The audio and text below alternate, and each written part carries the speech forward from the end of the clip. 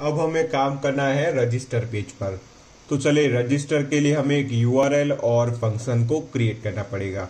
तो चलिए सबसे पहले हम यहाँ पर यूआरएल क्रिएट करेंगे। यहाँ पर लिखेंगे पाथ, फिर यहाँ पर लिखेंगे account/register और ये जो फंक्शन है उसको क्रिएट करेंगे व्यूज में और यहाँ पर लिखेंगे हैंडल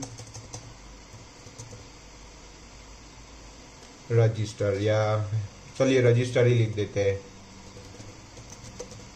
चलिए रजिस्टर लिख दिया, इसका नाम भी हम रखेंगे रजिस्टर।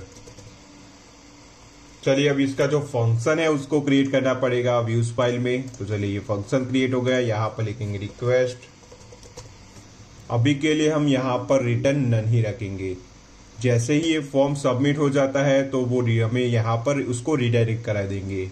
तो चलिए यहाँ पर हमें क्या करना पड़ेगा, तो चलिए अब आएंगे ये जो रजिस्टर वाला जो कोड है उसमें। तो ये जो फॉर्म है उसका जो एक्शन अभी हैशटैग दिया हुआ है, तो हैशटैग की जगह पर हमें वो यूआरएल देना पड़ेगा, यूआरएल रजिस्टर।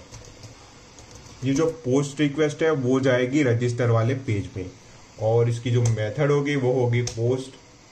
और यहाँ पर सिक्योरिटी पर्पस के लिए हमें देना पड़ेगा CSRF टोकन। तो ये मैंने दे दिया CSRF टोकन। अब ये जो इनपुट फील्ड है उसका हमें नाम देना पड़ेगा। तो ये जो पहली इनपुट फील्ड है उसका नाम रखेंगे यूजर नेम,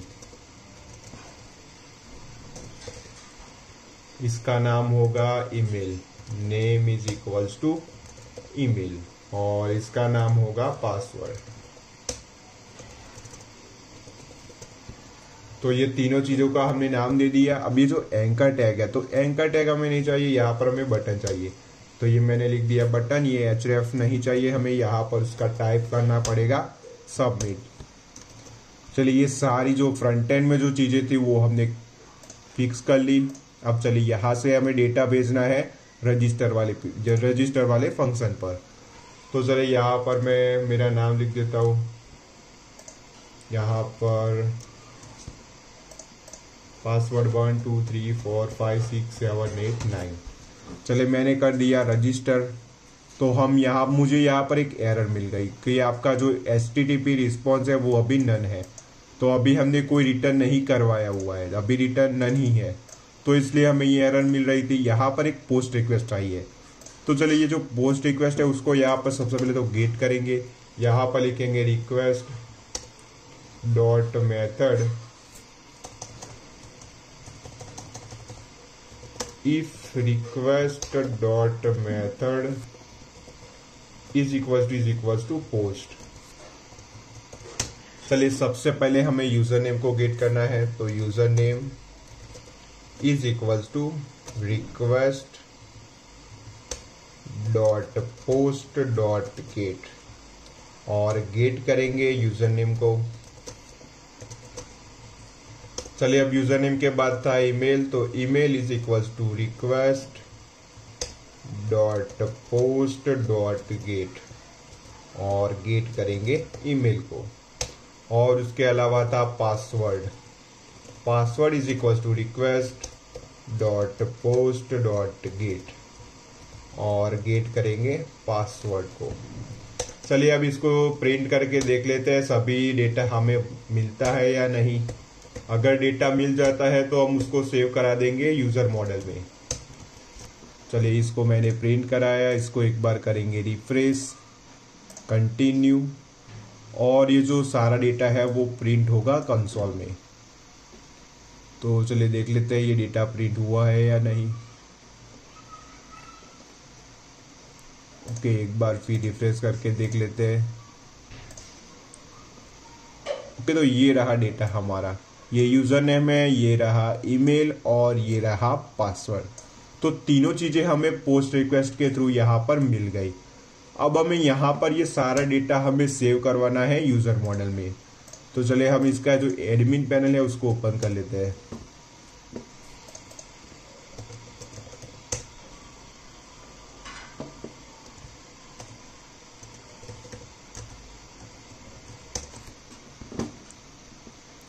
तो इसमें एक पहले से ही हमें मॉडल क्रिएट किया हुआ मिलता है, यूजर नाम का मॉडल हमें पहले से ही मिलता है, जिसमें सेव है हमारा एडमिन, यानी कि जो हमने सुपर यूजर को क्रिएट किया है उसका सारा डेटा इस मॉडल में सेव है। और ये जो हमें रजिस्टर करवाना है ये भी डेटा सेव होगा ये यूजर मॉडल में। तो सबसे पहले तो हमें ये यूजर मॉडल को इंपोर्ट करना पड़ेगा। तो इंपोर्ट करने के लिए यहाँ पर लिखेंगे फ्रॉम django.contrib.auth.models import यूजर। तो ये यूजर नाम के मॉडल को हमने यहाँ पर इंपोर्ट कर लिया। चलिए अब ये सारा डेटा हमें यहाँ पर सेव करवाना है। तो सबसे पहले एक वेरिएबल क्रिएट करेंगे user is equals to user model. और ये यूजर मॉडल में हमें क्या क्या सेव करवाना है, तो यूजर नेम में सेव कर दो यूजर नेम को, ईमेल में सेव कर दो ईमेल को, और पासवर्ड में सेव कर दो पासवर्ड को। तो चलिए ये सारी चीजें हो गई और ये सारी चीजें मिलने के बाद यूजर को कर दो सेव। और अगर ये सेव हो जाने के बाद इसको रीडायरेक्ट भी कराना है, तो इसको रीडायरेक्ट वापस कराएंगे माय अकाउंट पर, रीडायरेक्ट और रीडायरेक्ट कराना है माय अकाउंट। चलिए अब इसको करेंगे एक बार रिफ्रेश। अभी के लिए एक ही डेटा है, अभी जो सुपर यूजर है उसका भी यहाँ पर डेटा पड़ा हुआ है।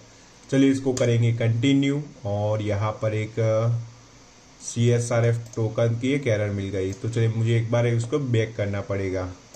इसको एक बार करेंगे रिफ्रेश और वापस डेटा को फिल करेंगे। तो ये मैंने किया रजिस्टर और वापस आ गया myaccount.html पर। चलिए यहाँ पर एक बार रिफ्रेश करके देखते हैं डेटा मिला है या नहीं। तो यहाँ पर मुझे डेटा मिल गया। ओके, तो यहाँ पर ये जो पासवर्ड है उसमें कुछ दिक्कत है।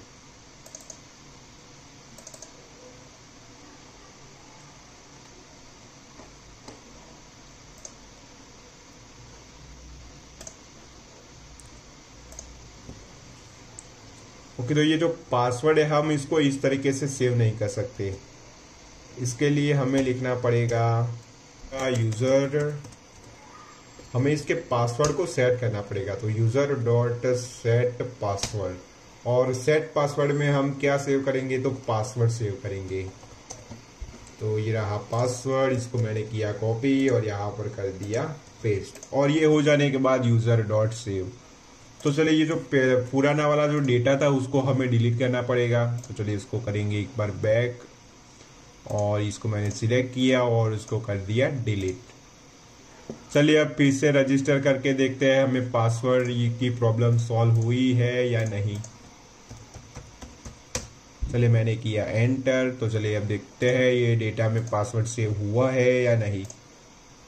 तो यहाँ पर मुझे पासवर्ड भी मिल गया, और यहाँ पर एक ये जो पासवर्ड है वो हैश पासवर्ड है। तो ये पासवर्ड को हम भी नहीं देख सकते, इसको अगर देखना है तो इसको हमें डिकोड करना पड़ेगा। तो ये सारा जो रजिस्टर का काम था वो यहाँ पर हो गया कंप्लीट। अब ये जो डेटा मिला है उसको यूज करके हम लॉगिन करा सकते हैं। तो ये जो लॉगिन वाला जो फंक्शन है वो हम अगली वीडियो में करेंगे। अब अगर आपने अभी तक चैनल को सब्सक्राइब नहीं किया तो प्लीज चैनल को सब्सक्राइब कर देना और वीडियो को भी लाइक कर देना। Thanks for watching.